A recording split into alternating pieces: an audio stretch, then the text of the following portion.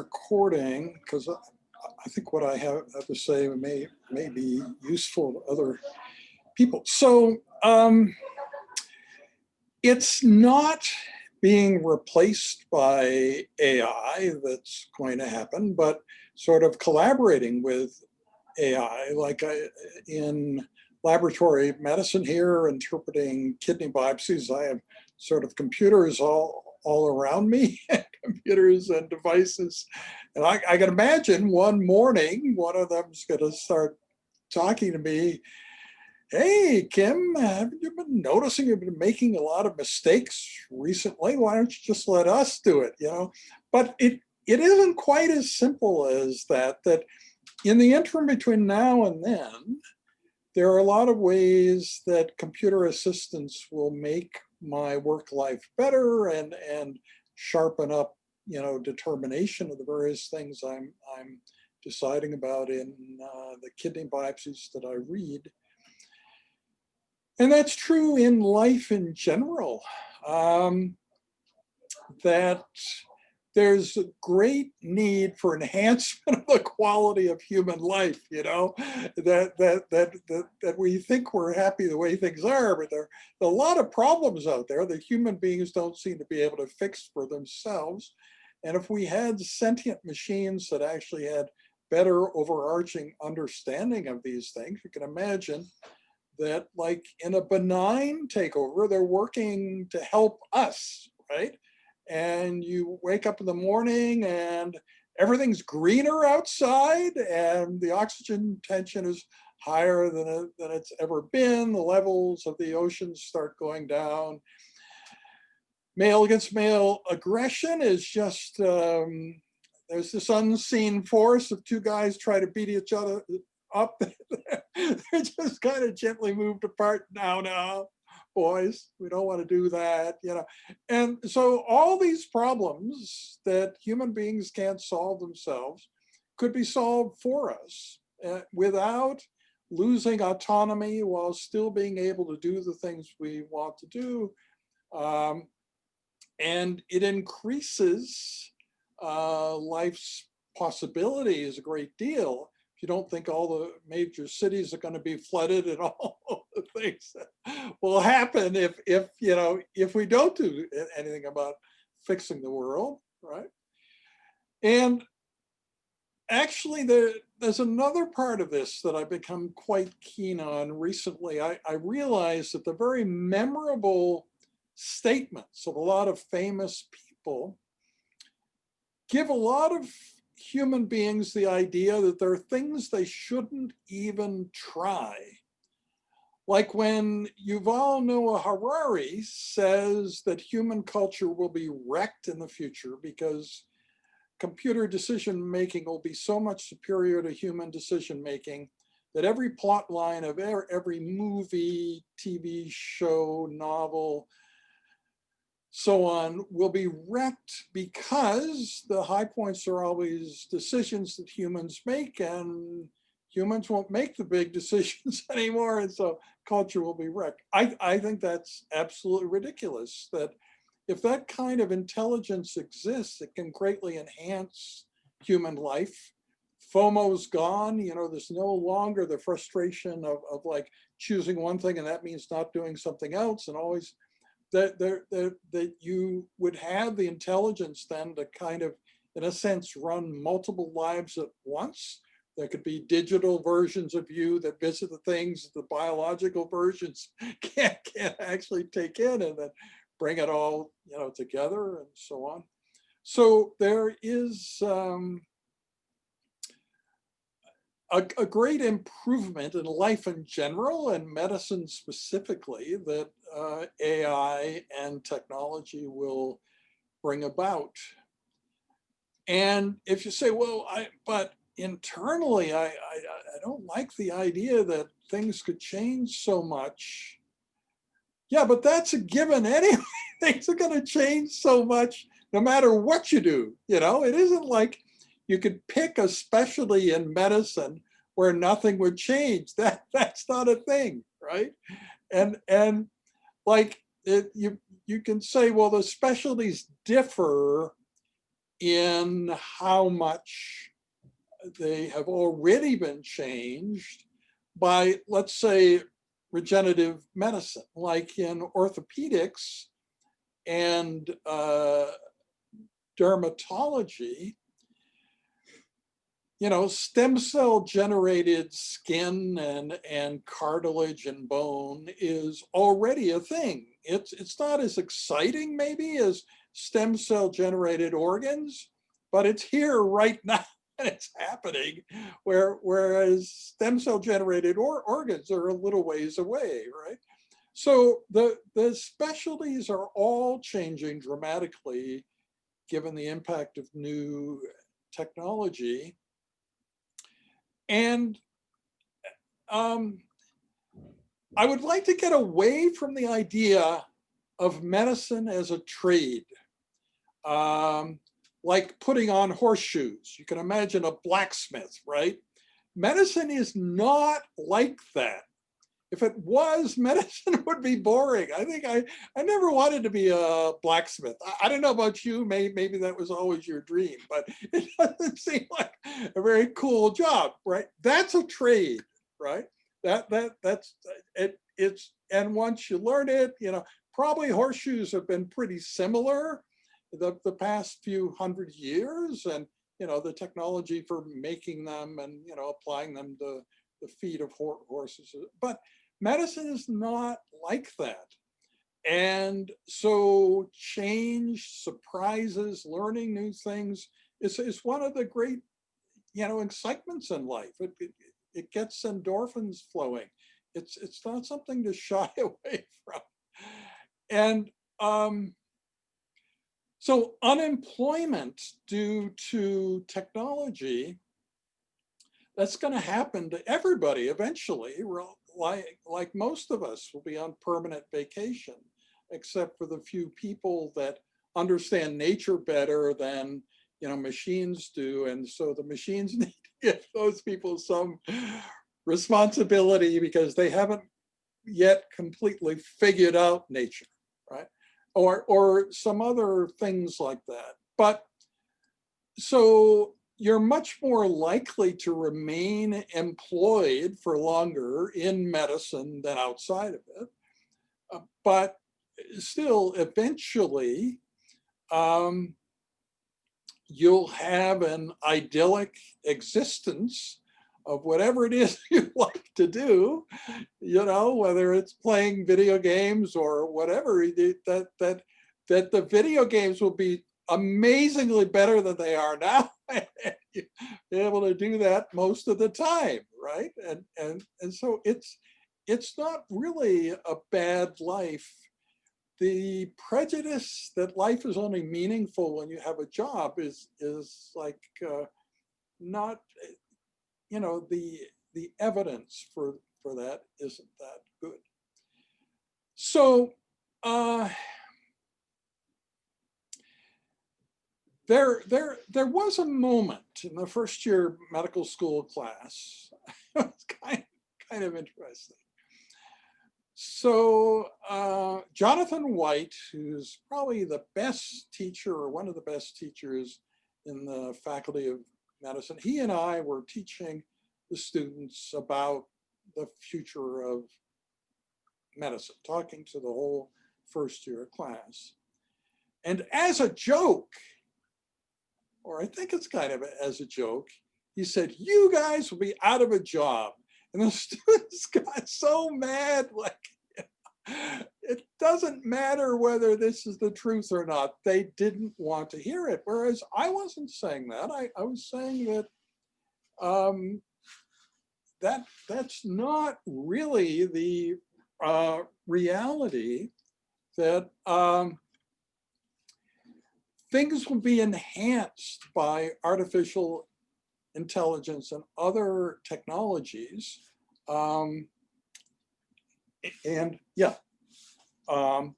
and so it actually, life's getting better. It isn't that there are these big things to fear and like big bad decisions you can make. Like if you pick radiology, you're doomed to unemployment. If you pick any other area of medicine, everything's just fine. That just isn't the way it is, you know.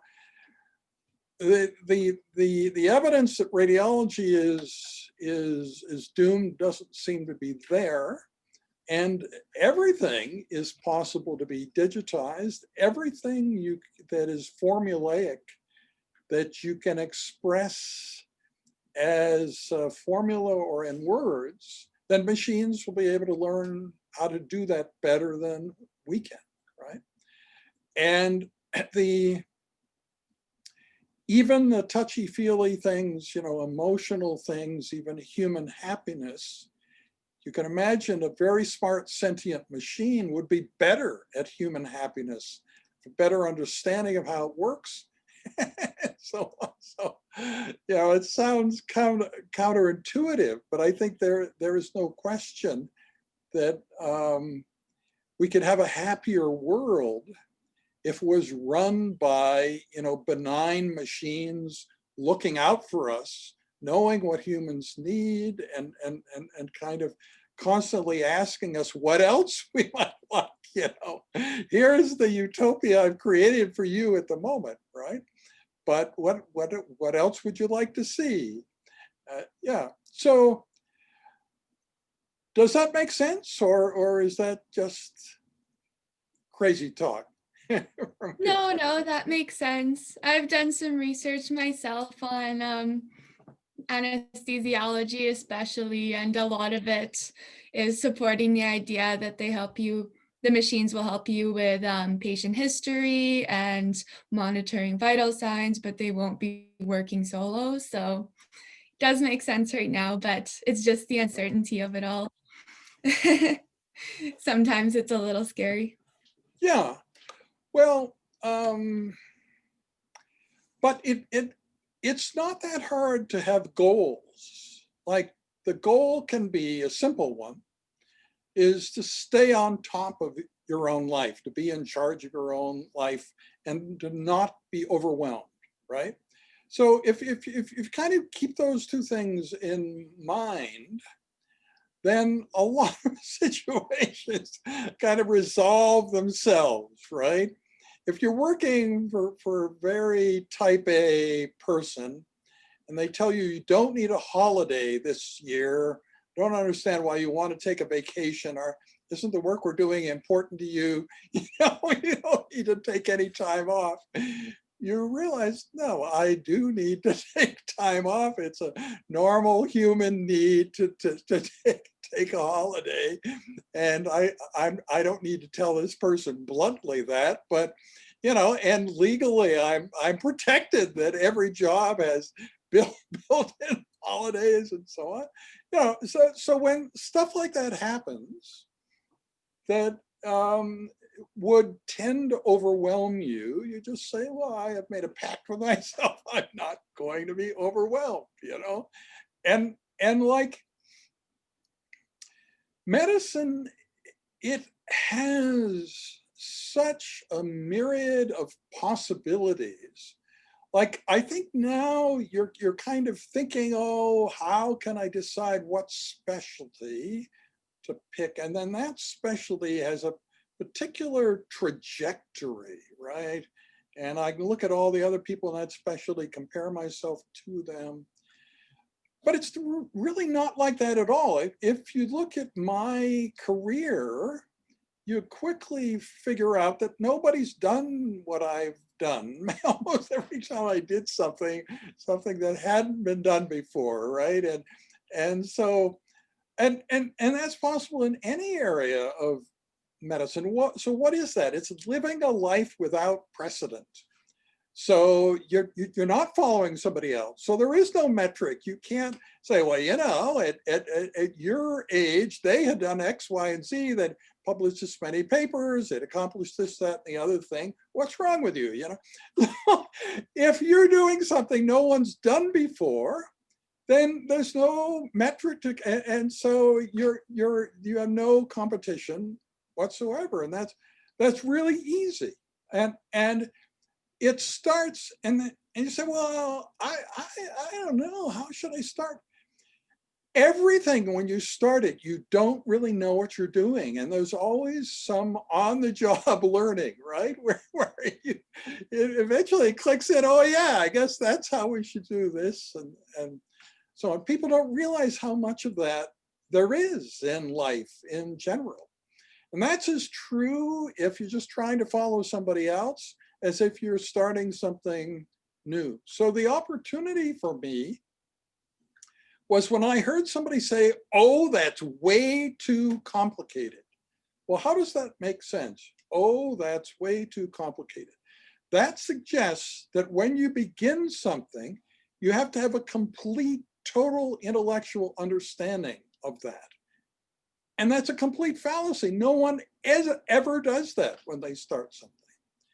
So starting something where other people have sort of given up on it because it's just too complicated, needs to be done. But if you start doing it, have that bold, step, take that bold step, then all sorts of other things in life happen. People say, well, can I help you? Or here's an idea of I had, you're not on your own. You're not on your own any more than you would be if you're just making some mundane decision about, well, I think I'm going to be radiologist number 3,542,000. There are a lot of other people out there in the field, and yeah, I'm going to be just like them. Well, there's no just like that, because medical jobs are very different depending upon exactly the subspecialty that you're in and the location in the world, and what medical practice is like and how things are organized and compensated and all that kind of thing.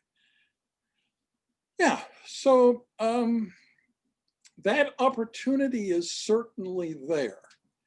And it takes courage, but not much more courage than many of the things you're already doing.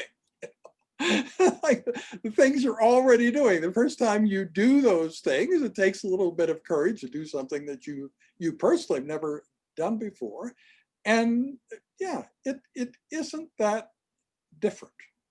So, and what about the problem of not doing it very well in the beginning? So you probably know I've done a lot of generating consensus, sort of global consensus generation, right?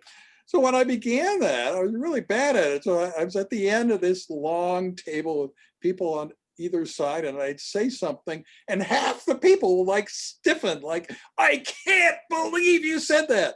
Then I'd say something else, and the other half of the people would stiffen.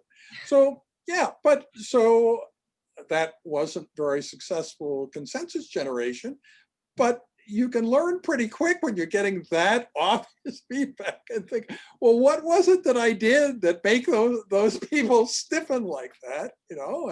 Maybe I shouldn't do that again. There must be another approach. And being humble. I mean, people like it when you're humble, right? It gives more of a role for them, but it's also a way where you can get ideas from other people better from that humble standpoint, rather than the vantage point of arrogance, right? Arrogance, know-it-all, kind of testosterone infused, my way or the highway. I've got the best ideas in the room, and yeah. So like, I've done expert-led consensus for 30 years now. And if you read the books about consensus generation, they all say, no, I can't do that. You have to get a professional facilitator. And they actually know nothing about the subject. They come in the room, teach everybody this new way of thinking. You put Post-its on the board and magically consensus happens. Well, that's not the way we've ever done it. But if you're going to have somebody who would actually have skin in the game and who knows the subject lead consensus, they have to be humble. So if somebody else's ideas are obviously more popular than your own or better than yours, you have to step back a bit and let that person talk more and so on. And that eventually works really well. So does that make sense? Yes, it does. I've done a lot of consensus generating too, in my own research with the geriatric division in Right? medicine. Yeah. um, I think it does take a lot of listening and stepping back to get people to open up with their ideas. Yeah. So, and being on top of things, most people just don't think it's possible, right? So they, well, but it's like, don't get the idea that things most people are not trying to do are not possible. I think they're just assuming that it's not possible, that you're kind of the low person in the pecking order, you're the most junior person, so you probably don't have much agency, so you have to just do what other people tell you. But and this is like the beginning of your career, right? So it's important to get it right, right? Um, and feeling you are on top of things, that you have agency, you can sort of control what happens in your life, is really empowering when you feel that way. And it's not that hard. It's just a matter of sort of starting with that assumption, right? And yeah, so anyway, I think the other thing I should point out about the course, which is probably already obvious to you, the course is a very good escape from normal life, in that a lot of the scenarios we're talking about are really fun to think about. And a lot of things about normal life right now are maybe not so much fun. I mean, they're actually more fun today than they were yesterday, now that Biden's been certified. A few other stabilizing things. Trump has said there'd be an orderly uh, transition. So the world is not quite as bad as it was a few days ago, but still a lot of sort of dysphoric things, right? And the hours that you spend in the course are sort of more pleasant ideation, more pleasant thinking. And people have been finding that for a long time. It was first pointed out to me by Ashlyn Bernier. She did a testimonial for the course in 2012, and she talked back then about what a wonderful escape it is from the mundane humdrum rest of her life, so there is that aspect to it. And I think because 2021 is the way it is, and we've just been through a terrible year, there'll be that feeling of kind of escape and joy in the intellectual discussions that we have in the course. But we're actually accomplishing something too. It isn't just, some sort of psychological trick where we pretend to be happy during the course and then go back to our grim lives afterwards. No, I think we're actually thinking of ways to make those lives better. So that's the other part, that we're not just passive victims of the future, that we have the opportunity to actually influence that future, not only for ourselves, but for people generally in a positive way. And that is certainly possible. We're still in a world where one person can make a difference. I think you've kind of already seen that. I believe that your name is on websites where older people with various common problems may write to you and stuff like that. And yeah, so I mean, you've already felt some of that, yeah, that you can have a broader impact. So do those thoughts make sense to you? Yeah, I'm looking forward to sort of thinking outside of the box because I think I'm a bit guilty of being one of those people that likes to follow the rules and have a set path, the type A. So I'm looking forward to expanding and thinking about ways Yeah. in which it can be more active and generate more novel sort of approaches. Yeah, yeah. No, well, we need a spectrum of people in the course, because if everybody was really comfortable with novelty and unique thinking, then we'd end up with the kind of strange and weird outcome where every final presentation would be something that we like in the course, but nobody outside of the course is enamored at all of these strange and weird ideas.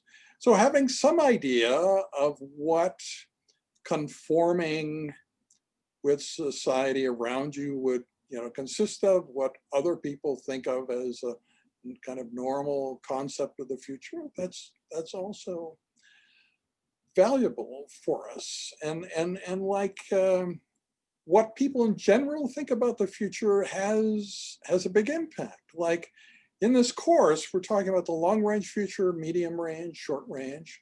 But like if you think of politicians, they're generally only interested in like the next 3 or 4 years, right? Until the next election, and maybe if you're in school, you think about until you graduate kind of thing. Not too much focus on many years after that. So even if you are capable of doing the big picture thinking of what the long range future may hold, it's important to also understand what the future thoughts of the people around you are. And like in that medical student, first year medical student body, where they got so angry when Jonathan White said, "You'll be out of a job." I mean, it was just kind of the reality. They did not want to hear that. So, and it's not really true. And he didn't really mean it to be true. It's just a kind of a lot of jokes are over simplifications, right? That's one of the elements of humor. Want to keep things simple so that people are not working so hard on trying to figure out what you said that they can't get the humor of it. So yeah, anyway. So does it sound to you like the course will be valuable for you then? And yeah. Oh, definitely, yes. I'm really excited about it. I hadn't heard of it before a couple of weeks ago. So I'm excited to have found it. And I know that it's a medical student course too, so it'll be nice to take it and to take it ahead of time and get a new perspective on things. Yeah. There's not a lot of those kind of courses available to undergraduates. Yeah. So. No, I think it also has many spin-offs, as you're probably aware, that we have sort of international peer review where people in the outside world look at the videos and suggest ways in which the course could be improved. We have the Future and All That Jazz, which is poetry and musical extension of the course in between terms, and we're doing an album for the Future and All That Jazz. Will be out in 2022. And we need science advisors for the artists working on the album. And so it would be logical that some of the students would be in that role, teaching the musicians and poets and so on more about science, so that they can sharpen up the impact of the creative work that they're responsible for, and many other things. I've only mentioned part of it. Nepal, you may know that I helped to create a new medical school devoted to rural health in Nepal, and so they're now starting a new undergraduate university, or university with an undergraduate component called the University of Nepal. And so the people from that effort are joining the teaching session that we have on Thursday, January 21st at 7:30 in the morning. You may not do mornings, so it's possible that, but we're having 2 teaching sessions that day, one at 7:30 and one at 2. So be able to come at one or the other, and we're going to record the 7:30 session and have it available before the 2 p.m. session starts. But the people creating this new national university in Nepal will be a part of that teaching session. It's a good way to sort of keep us honest. It would be icky and unappealing if we were just talking about kind of technology utopia available to first world countries only, and that wouldn't work in resource limited settings. So keeping what we talk about relevant to resource limited settings, I think, is really important. And then the Edmonton journals, we also have the media. You may have seen the article that they did about the course in 2014. And so they're also joining that call to see like how the course has evolved over the past 7 years. Yeah, so and that's not everything. I just want to bore you by going on and on and on about all the different facets of the course, but there are many facets. And so as a consequence of that, for some people, it's just another course. They take it and then it's over and that's it. And for other people, it is life-changing, and they sort of keep doing what they started doing in the course forever for the rest of their lives, and help us with future iterations of the course and so on. And the whole spectrum in between. It's not just sort of binary thing where you do this or that. There's so many different flavors of ways to have involvement, and yeah, it's sort of fun. So yeah. So any other questions? Do I already have your student number? I think I do. Is it in your email? Yes, I did email it to you. Yeah, okay. So I will request that you be added to the course for this term then. Oh, thank you. And you should receive a notification of that later today. And the first teaching session is at 2 p.m. on Tuesday the 12th, next Tuesday. So I'll see you then, and you can meet all the other interesting people who are taking the course. And yeah, but I like surprises. So, if you have an off-the-wall idea or about something that's never been done before, I'm really interested in hearing about that. And also, if you don't, if you're planning to take a fairly standard trajectory through the course and not be terribly surprising, that's also okay. So either way is just fine. Okay, so any other questions for me then? I don't think so. I think you Okay. covered everything really well. I'm really looking forward to it. Great. I'm probably going to explore ideas about my favorite medical specialties and how artificial intelligence impacts those, but maybe I'll come up with a surprise. Okay. Yeah, so I should just mention the background is from the movie Fifth Element. And what it says on the wall there, no future, I think our course is sort of the answer to that. There obviously is a future, and we're very excited about it, and so on. So anyway, that's where you chose kind of an ironic background. Yes, that's right. Okay, so I'll see you next Tuesday, and you should be hearing from Cheryl Titus soon about joining the course roster. So thanks very much for speaking with me today. Well, thank you so much for meeting with me. It was great hearing about all of it. Great. Really interesting. Okay, I'll talk to you later. Bye-bye. Thank you. Bye-bye.